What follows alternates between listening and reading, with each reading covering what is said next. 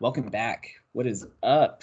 Welcome to the Mixer, episode 104, our NBA primer. I'm host RC, joined here by my co-host Jeff. Jeff, how you doing, buddy? It's been a full 5 minutes. I'm doing good. How are you? I'm good. Let's do this. Let's get through the NBA here. I'm just gonna start off with my NBA resume and knowledge. It is very short.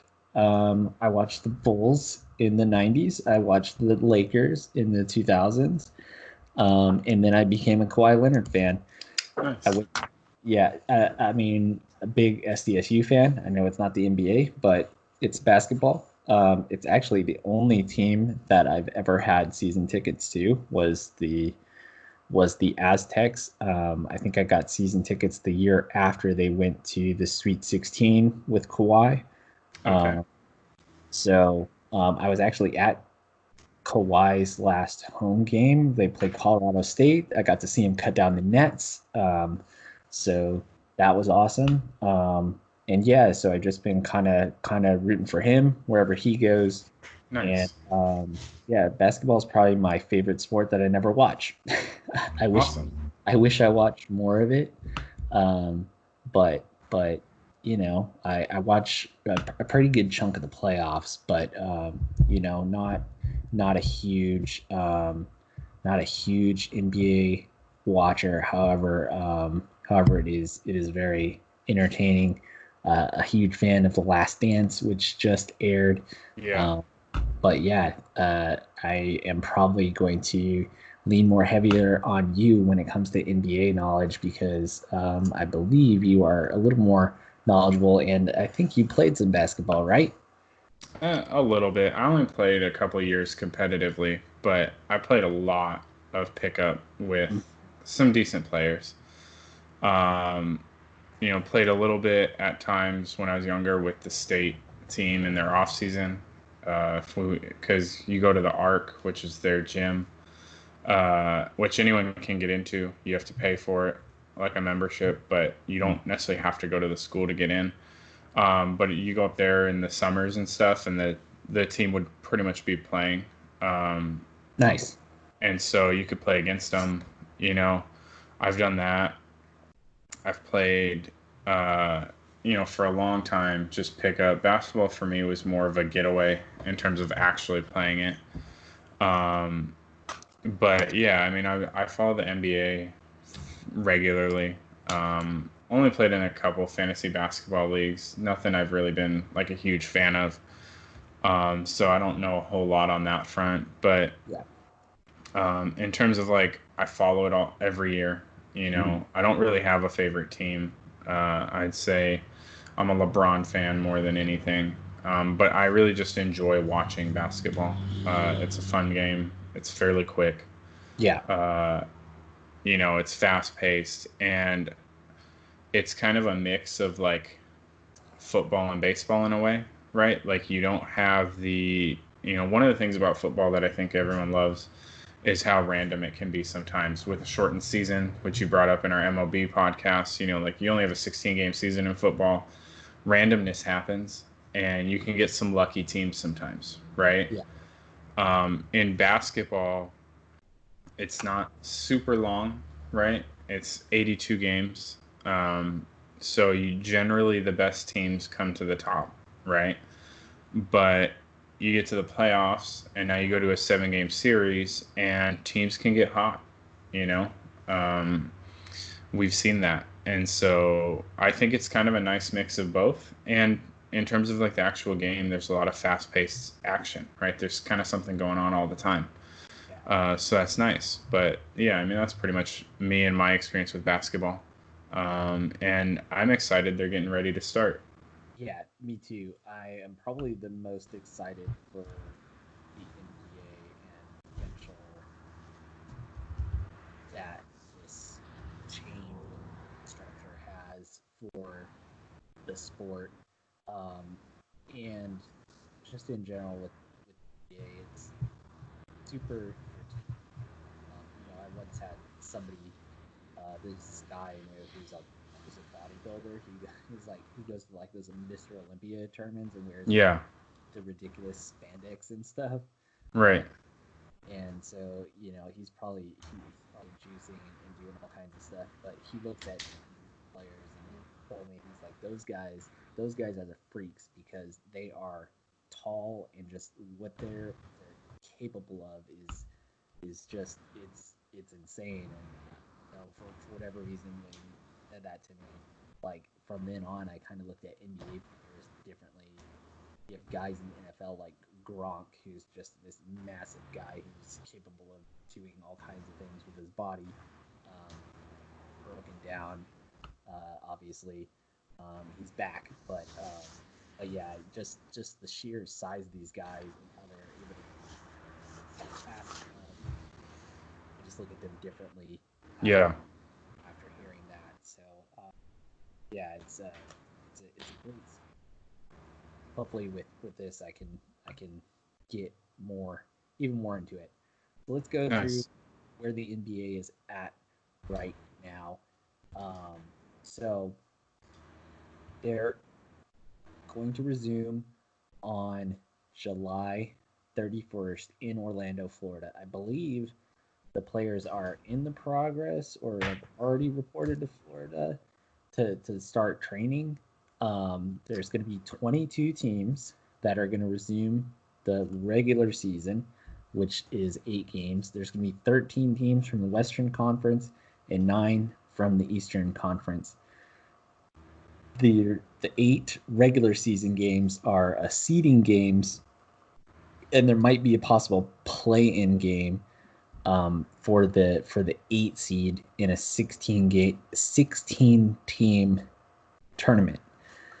So at the so here's how the playoff format goes for the play-in game. If at the end of the 8 seeding games, the 9 seed finishes within 4 games of the 8 seed, it triggers the play-in round. In that play-in round, the 8 seed plays the 9. The 9 seed has to beat the 8 seed twice. The 8 seed just needs to win 1 game. So it's a possible 2 game series. The 8 seed just has to win 1 game. The 9 seed would just have to win 2 to advance to the 16 team tournament.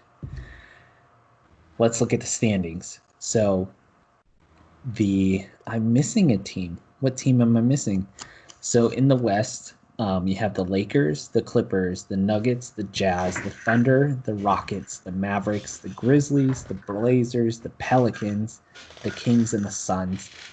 In the East, you have the Bucks, the Raptors, the Celtics, the Heat, the Pacers, the 76ers, the Nets, the Magic, and the Wizards. Jeff, is this format just a ploy to have Zion involved in the possible playoffs? 100%. That's what all the media is talking about.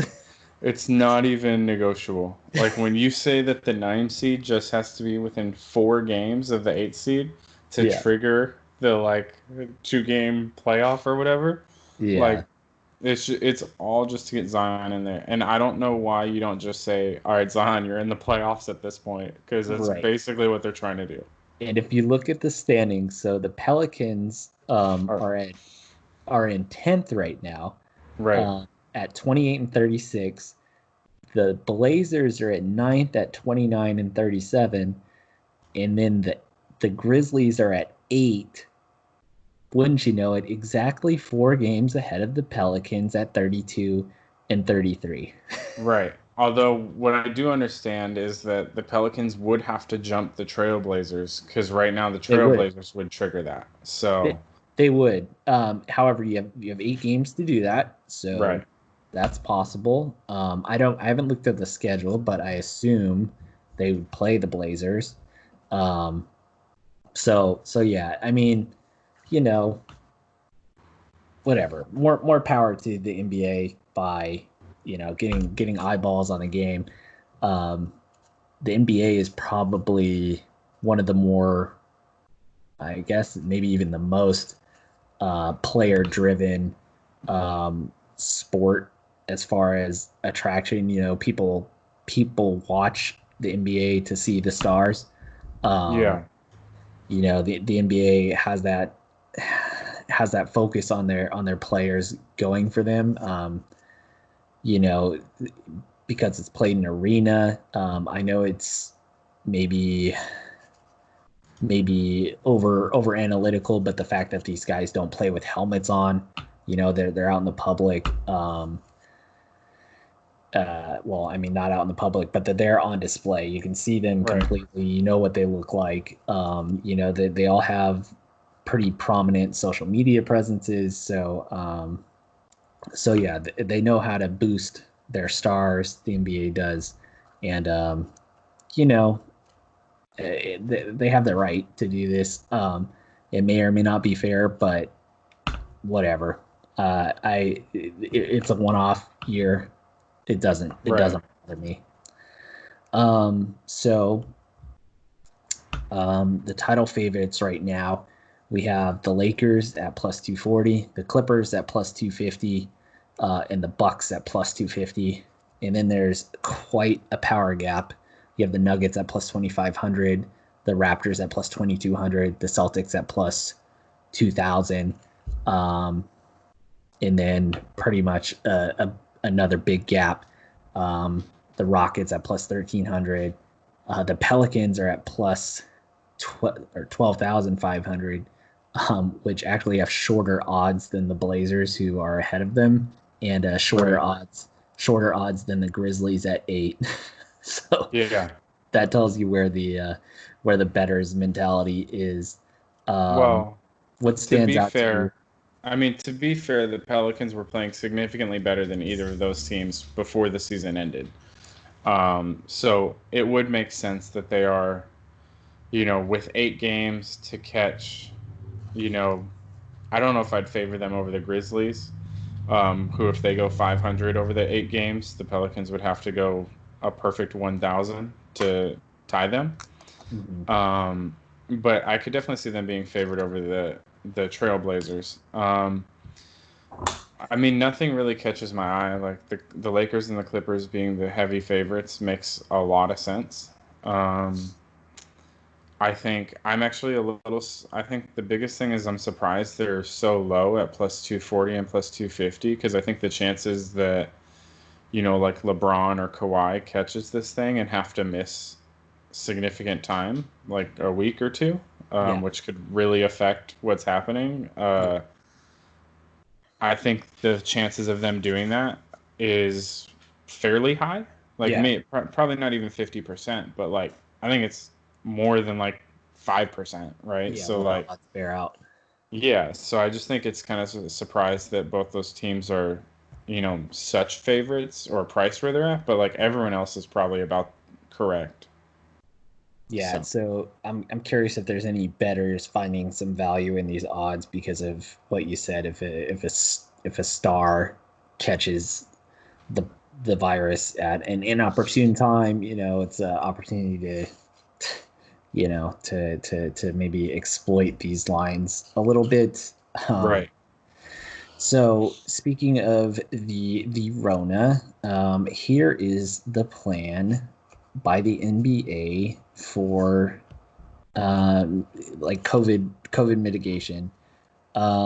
So if a player tests positive, they're going to be placed in isolation, which will be a house in a facility that is different from their previous hotel room, at a location which no individuals are residing. Um, they'll be administered a second test as soon as possible to confirm that they are in fact positive. If the test comes back negative, they'll get another test. They have to test negative twice before being cleared. And then I think the rest is similar. They have to test negative twice to be cleared if they are positive. Um, they're going to be getting tested regularly. I think it's the same as baseball. I think it's every other day. I didn't mention it, but all the games are going to be played in in Florida at what is it? The World. What's that facility called? It's at Disney World. It's it's like the Worldwide Sports Center or something. Yeah, something like that. There will be no fans. Uh, there will be limited crew. However, there will be people coming in and out.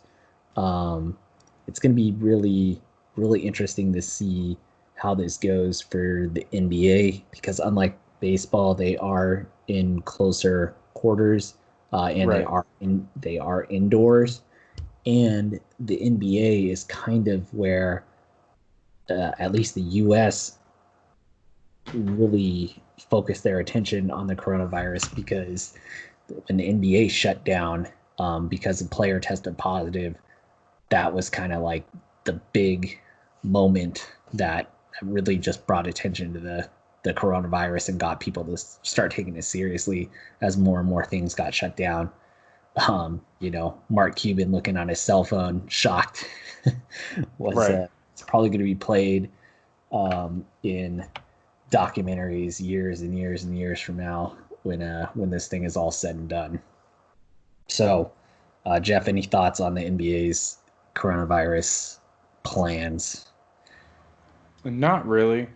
Um, Have any players opted out? I haven't heard anything of any players opting out. I think that yeah, DeAndre Jordan just opted out.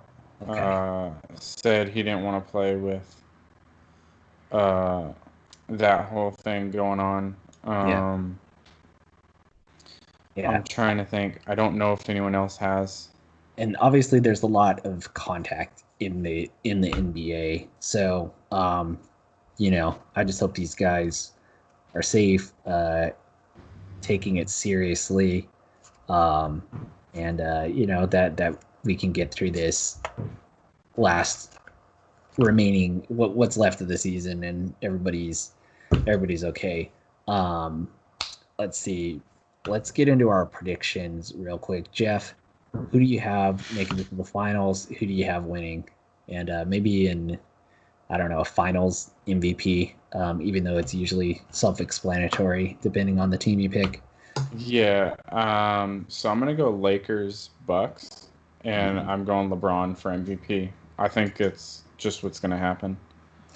You know, yeah, I think that is probably the most likely outcome. That'd be really big for LA. Obviously, what happened with Kobe earlier in the year. Rest in peace. If you are listening to us in the archives, we had an emotional show on what would be our old channel. It's out there. Um, you can find it if you want. You could always reach out to us if you're not able to find it. We covered the tragic news about Kobe dying in the helicopter accident. It's kind of sad that the NBA has been on pause during this whole time, in that, that impact is kind of, I mean, I'm sure there are a lot of people that it hasn't really fallen by the wayside for, but with, the prevalence of other news right now, it's not getting the same attention that it would have in other years. So, I would be happy for the Lakers if that happened. Um, my pick is a different LA team. I have the Clippers over the Raptors. Obviously, I mentioned that I'm a Kawhi honk, and Right. it'd be kind of I'm going for the storyline there with Kawhi getting the win over his former team, the Raptors, who are the defending champions. I think the storylines there would be awesome, and then also uh, Kawhi getting a third title, uh, or a title on a third team before LeBron could do it in the same city.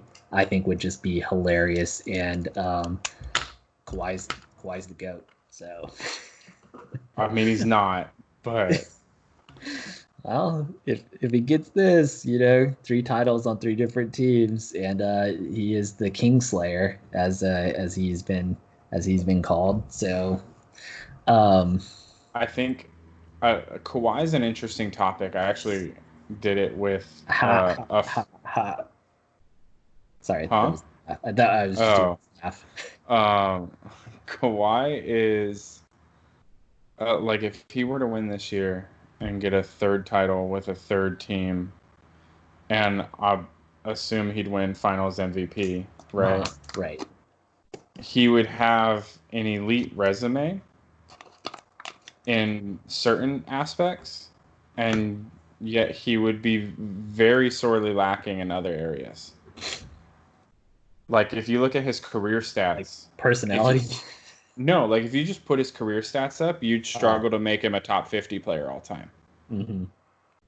Right? Like if you take his career as a whole and throw in like defensive player of the year, a title here, a title there, Mm-hmm. then you start to go, okay, like he's up, but like I don't know, he's a tough one because like he's a guy that I think for his resume is going to matter a lot more than what he actually did as an individual. Yeah, it's the intangibles. He had some really big performances for the Raptors in their run last year. So, um, Oh, he yeah, definitely did. yeah, I'm a huge fan. Love watching that guy. 100% biased, um, but gives me a rooting interest, and that if the Western Conference Finals come down to Lakers Clippers, that's going to be a fun one to watch. I I hope it does, because Right. I'll be watching every game, and that'll give us an opportunity for some banter and back and forth on here. Oh yeah. So I mean, we can have some gauntlet events. The tournament will probably offer a good opportunity for that. Also, also, I hear that daily like DraftKings basketball is great. I Oh, hear, it definitely is. yeah. So we'll have to get in on that. I haven't yet, but that's another potential gauntlet event that we can do for the playoffs, Yeah. and we can enjoy it that way. I also forgot to mention one of the other things that I love about the NBA is Russell Westbrook gifts. I am a huge Russell Westbrook gift guy, so maybe we'll get some more of those coming back. But yeah, man, that's the NBA. Unless you got something else to add, we can get out of here and we can both get to work on time. Yeah, that's all I got. All right, everyone, that is episode 4. Thank you for watching. Stay humble, stay hungry, and we will catch you guys with our last episode of the prologue week a little later on. See you guys. Jeff, take it easy, man. Have a good day. You too. See ya. See ya.